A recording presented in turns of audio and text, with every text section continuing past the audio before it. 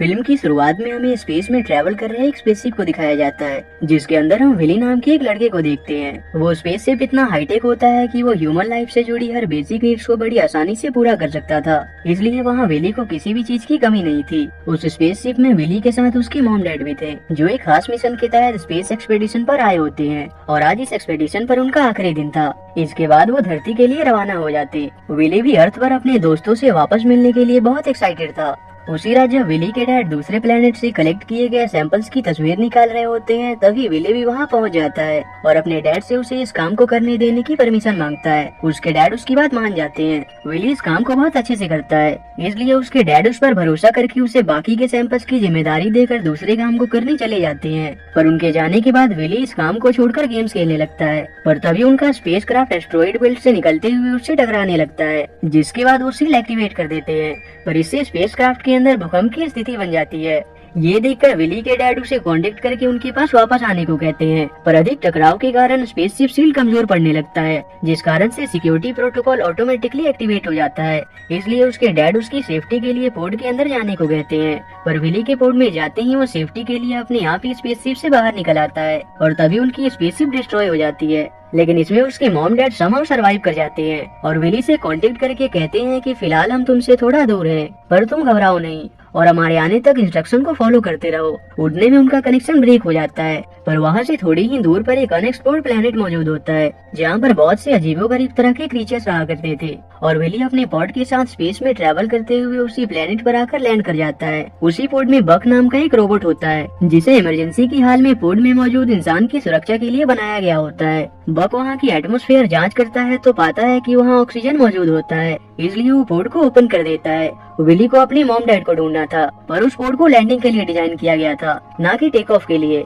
इसलिए वो वहाँ से कहीं नहीं जा सकते थे। बक उसे बताता है कि जब कोई स्पेस ट्रैवलर खो जाता है तब बहुत से प्रॉप्स उसकी खोज में लग जाते हैं, इसलिए उन्हें किसी भी प्रॉप के इस नॉन प्लेनेट के करीब आने तक का वेट करना था। और उनके पास एक ट्रांसमीटर होता है जो उन्हें इस प्लेनेट के करीब आने वाले प्रॉप्स की सिग्नल देता, पर उन्हें पता नहीं होता कि कोई भी प्रॉप इस प्लेनेट के करीब कब आएगा। पर पॉड में उनके बचाव के लिए सारी चीजें मौजूद होती हैं। बक विली को एक मल्टीपर्पज लैड देता है जो उसे बहुत अच्छा लगता है और वो अपने पास रख लेता है। विली को उस पॉड से ही एक कैमरा भी मिलता है, जिससे वो अपने डैड की तरफ फोटो लेने की कोशिश करता है। वहाँ उसे अपने चारों तरफ एक जैसे दिखने वाली चट्टान नजर आते हैं, पर असल में वो एक जाइंट रॉक मॉन्स्टर होता है। वो उनकी पॉड के साथ बाकी चीजों को भी डिस्ट्रॉय कर देता है और उन पर अटैक करने वाला होता है, इसलिए उन्हें वहाँ से भागना पड़ता है। पर इस बीच उनका वो ट्रांसमीटर वहीं रह जाता है। बक उसे किसी तरह से वापस हासिल कर लेता है, पर देखते ही देखते वहाँ की सभी रॉक्स अपने असली फॉर्म में आने लगते हैं। इसलिए बक विली के बचाव के लिए बाइक में ट्रांसफॉर्म होकर उसे वहाँ से लेकर भागने लगता है। लेकिन उसी दौरान विली के हाथ से बक को पावर देने वाला बैटरी पैक गिर जाता है,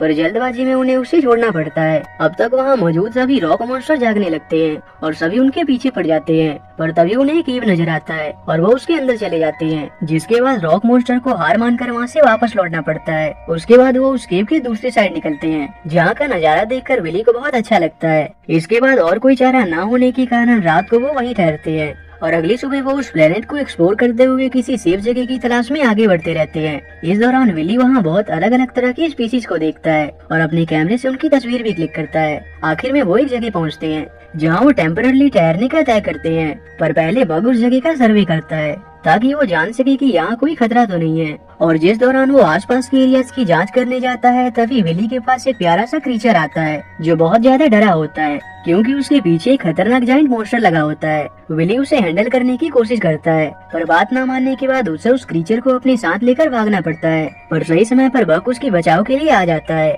जब वो उस क्रीचर को विली के साथ देखता है तो उसे वहाँ से भगाने लगता है, क्योंकि वो विली की सुरक्षा के लिए किसी भी अनजान जीवों को विली के करीब नहीं आने देता था। लेकिन विली उसे अपना पेट बनाकर अपने पास ही रखना चाहता था और वो उसे फ्लैश नाम देता है। पर आखिर में उसे बक की बात माननी पड़ती है और फ्लैश वहाँ से चला जाता है, पर उसे भी विली बहुत अच्छा लगता है और वो उन्हें फॉलो करता रहता है। विली और बक को वहाँ एक और तरह का क्रिएचर मिलता है जो एक जाइंट बीटल होता है। वो किसी कारण से उल्टा हो गया था। विली उसकी मदद करने का सोचता है, पर तभी वो देखता है वो बीटल अपने सींग की आवाज से एक सिग्नल भेजता है, जिसे सुनकर तुरंत उसके बाकी के साथी उसकी मदद के लिए आ जाते हैं। विली उनके इस अलार्म सिस्टम से बहुत इम्प्रेस होता है। इसके बाद विली को भूख लगने लगती है, तब बक उसे वहाँ मौजूद फ्रूट देता है जो उसके अनुसार बिल्कुल भी हानिकारक नहीं था, पर विली को उनमें से किसी भी फ्रूट का टेस्ट अच्छा नहीं लगता। यहाँ भी फ्लैश उन्हें देख रहा होता है।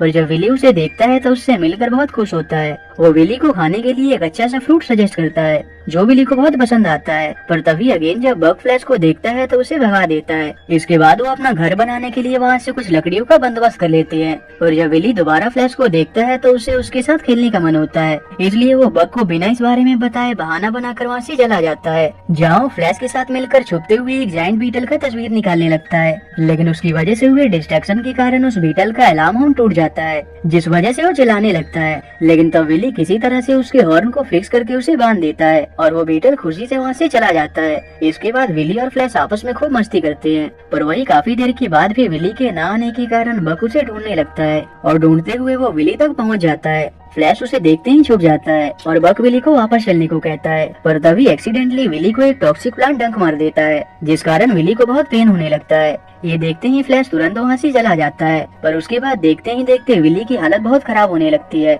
इसलिए बक अपने सिस्टम की मदद से वहाँ पर उस स्टिंग का एंटीडोट ढूंढने लगता है, पर वहाँ पर उसे कुछ नहीं मिलता। वही हम फ्लैश को देखते हैं, जो असल में जानता था कि विली को कैसे बचा सकते हैं, इसलिए वो भागते हुए एक तरह के मेडिसिनल हर्ब को लेने जाता है और उसके मिलते ही तुरंत वो उसे विली को लाकर पिला देता है, जिसके थोड़ी देर बाद ही उसे होश आ जाता है। फ्लैश के इस काम को देखकर बक को भी उस पर यकीन हो जाता है और वो उसे विली के साथ रहने के लिए अलाउ कर देता है। और इसके बाद अधिक थकान होने के कारण वो दोनों साथ में सो जाते हैं। पर जब अगली सुबह विली की आंख खुलती है तो वो पाता है कि फ्लैश अब स्टोन लाइक स्ट्रक्चर में ट्रांसफॉर्म हो गया था। ये देखकर विली को कुछ समझ नहीं आता और वो बहुत पैनिक हो जाता है। पर तब बक उसे बताता है कि फ्लैश अभी मेटामॉर्फोसिस के प्रोसेस से गुजर रहा है, जो एक तरह का बायोलॉजिकल प्रोसेस होता है जिसमें कुछ क्रीचर अपने फॉर्म को चेंज करते हैं। तभी फ्लैश अपने नॉर्मल फॉर्म में आ जाता है, पर अब वो पहले से थोड़ा बड़ा हो चुका था। विली भी उसे देखकर बहुत खुश होता है। इसके बाद वो सभी मिलकर एक दूसरे के कोऑर्डिनेशन से अपने घर को बना लेते हैं, पर तभी अचानक वहाँ का मौसम खराब होने लगता है। ये देखकर फ्लैश विली को कुछ समझाने की कोशिश करता है,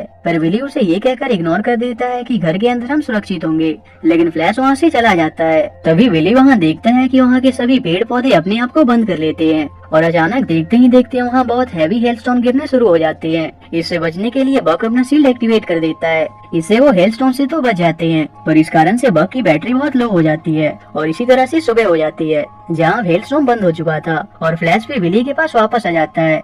पर वहाँ बक विली से कहता है कि शील्ड एक्टिवेट करने के कारण मेरी बैटरी अब खत्म होने वाली है, इसलिए ट्रांसमीटर को बचाने के लिए मुझे पूरी तरह से स्लीप मोड में जाना होगा। उनके पास और कोई चारा भी नहीं था। इसके बाद वो विली को फ्लैश के साथ ही रहने को कहता है, क्योंकि उसे इस प्लेनेट के बारे में ज्यादा पता था। और ये कहकर बक पूरी तरह से स्लीप मोड में चला जाता है। इसके बाद विली बग को एक केव में लाकर सेफली रख देता है, लेकिन तब वो बग को वापस से रिवाइव करने के लिए उस गिरे हुए बैटरी पैक को रॉक मॉन्स्टर्स के बीच से वापस लाने का तय करता है। फ्लैश को ये काम बहुत डेंजर लगता है, इसलिए वो उसे रोकने की कोशिश करता है, पर उस समय विली को बग को रिवाइव करना ज्यादा जरूरी लगता है, इसलिए वो फ्लैश की बात ना मानकर जाने लगता है। लेकिन तब फ्लैश विली को सेफ रखने के लिए खुद ही बैटरी पैक लाने जाने लगता है। विली उसे रोकने की कोशिश करता है, पर उतने में एक रॉक मॉन्स्टर जाग जाता है, जिस कारण से विली को भागकर केव के अंदर आना पड़ता है। वही फ्लैश जिस दौरान आगे बढ़ रहा होता है तो वो रॉक मॉन्स्टर के बीच फंस जाता है, जिसे देखकर विली उसे भी वापस केव में लेकर चला आता है। पर रॉक मॉन्स्टर के हमले से फ्लैश को चोटें लग गई थी, इसलिए विली फ्लैश को अपने साथ लेकर जाने लगता है। पर उसी दौरान विली एक गहरे गड्ढे में गिर जाता है।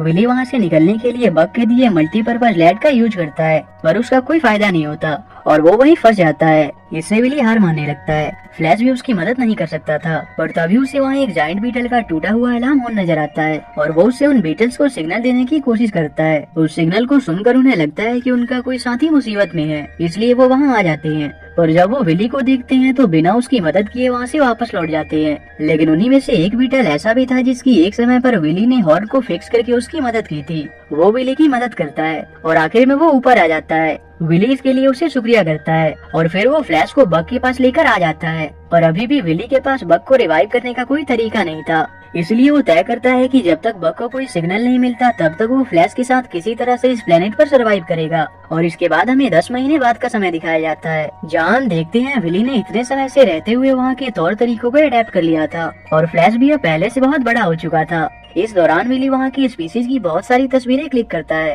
ताकि जब वो अर्थ पर वापस लौटे तब वहाँ वो इन तस्वीरों को दिखा सके। एक रात जब विली सो रहा होता है तभी वो आसमान में एक प्रोब को नोटिस करता है। तब उसे लगता है कि अब बग जाग चुका होगा, क्योंकि उसने कहा था कि जब कोई प्रोब इस प्लेनेट के करीब आएगा तब वो वापस से ऑन हो जाएगा। पर तभी फ्लैश के साथ मेटामॉर्फोसिस प्रोसेस शुरू हो जाता है, इसलिए विली उसे वहीं छोड़कर बग को देखने जाता है। और उसे स्लीप मोड से वापस आने को कहता है। पर तब वो देखता है इतने समय तक एक जगह रहने के कारण अब उस पर छोटे छोटे प्लांट्स ग्रो हो चुके थे और उसकी थोड़ी सी बची बैटरी पावर भी पूरी तरह से खत्म हो चुकी थी, जिस वजह से उसके पास सिग्नल भेजने की भी पावर नहीं थी और इसीलिए बक भी स्लीप मोड से वापस नहीं आ पाया था। ये जानने के बाद विली किसी भी हाल में बक के उस बैटरी पैक को रॉक मॉन्स्टर्स के बीच से वापस लाने का तय करता है और क्योंकि फ्लैश अभी भी जाने की हालत में नहीं होता इसलिए वो उसी बीटल को सिग्नल देता है और उसके साथ छुपते हुए रॉक मॉन्स्टर्स के बीच से बैटरी पैक लाने चला जाता है। वो आखिर में बैटरी तो ले लेता है पर साथ ही वहाँ मौजूद रॉक मॉन्स्टर्स भी जाग जाते हैं, इसलिए उसे वहाँ से भागना पड़ता है। पर एक समय पर एक रॉक मॉन्स्टर उसे निकलने वाला होता है पर सही समय पर फ्लैश आकर उसे बचा लेता है, जिसके बाद विली उन दोनों की मदद से रॉक मॉन्स्टर्स का सामना करते हुए उनसे बच निकलता है और केव में जाकर उस बैटरी को बक में लगा देता है, जिसके बाद बक रिवाइव हो जाता है। उसके जागते ही एक नजदीकी प्रोब को उसका सिग्नल मिल जाता है और जल्दी एक रेस्क्यू पोड उसे लेने वहाँ आ जाता है। विली घर वापस जाने के लिए बहुत एक्साइटेड होता है। वो फ्लैश को भी अपने साथ ही ले जाने वाला था पर वो अपने प्लेनेट को छोड़कर नहीं जाना चाहता था। विली भी उसकी बात समझ जाता है और उसे खुशी से अलविदा करके उस प्लेनेट से चला जाता है और आखिर में वो अपने मॉम डैड के पास पहुंच जाता है। वो अपने बेटे विली को वापस देखकर बहुत खुश होते हैं और विली भी एक्साइटेड होकर उन्हें उस प्लेनेट की सारी बातें बताने लगता है